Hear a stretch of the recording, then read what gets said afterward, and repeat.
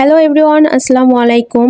৩-৪ দিন হচ্ছে প্রচুর জ্বর, মুখের স্বাদটা একদম হারিয়ে গেছে। তাই ছোট বোনকে বলতেছিলাম কিছু একটা বানিয়ে দিতে, তো ও আমাকে বলল যে চালগুলো বেটে দাও।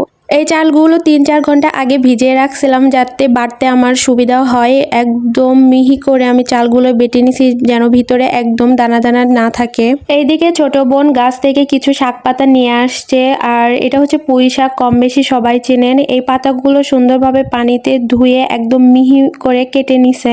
এখানে একটু ময়দা নিয়ে নিছি যাতে এটা ভাজতে সুবিধা হয় আর মুড়মুড়ে হয়। তারপর আমরা এখানে হলুদ, লবণ, মরিচ নেই। আমি এখানে 2 রকমের মরিচ ব্যবহার করছি, আপনারা চাইলে গুঁড়ো মরিচটা বাদ দিতে পারেন। পেঁয়াজ, মরিচ, লবণ দিয়ে আগে শাক পাতাটা ভালোভাবে মেখে নেই, তারপরে সবগুলো উপকরণ একসাথে মিক্সড করে সুন্দরভাবে মেখে নিতে হবে। আমি এখানে একটু পানি দিয়ে নিছি। যে কোনো জিনিস খাওয়ার চাইতে তৈরি করা অনেক বেশি কষ্টের, সবচেয়ে বেশি কষ্ট আর আলসামও লাগে কিছু বানাইতে গেলে, যে হাঁড়ি পাতিলগুলো নোংরা হয় সেগুলো পরিষ্কার করা। যাই হোক, এইদিকে কথা বলতে বলতে আমার এটা মাখানো একদম কমপ্লিট হয়ে গেছে। এখন এটা তেলে সুন্দর করে ভেজে নিতে হবে।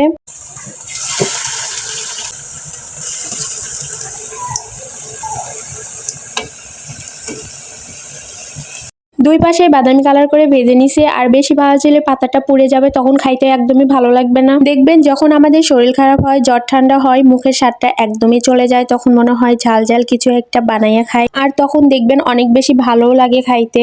আমার যে কোনো ভাজি পড়া টমেটো সস দিয়ে খাইতে অনেক বেশি ভালো লাগে, তাই এখানে আমি একটা টমেটো সস নিয়ে নিছি। এইটা এত বেশি ক্রিস্পি আর এত মজা হয়েছে কি আর বলবো।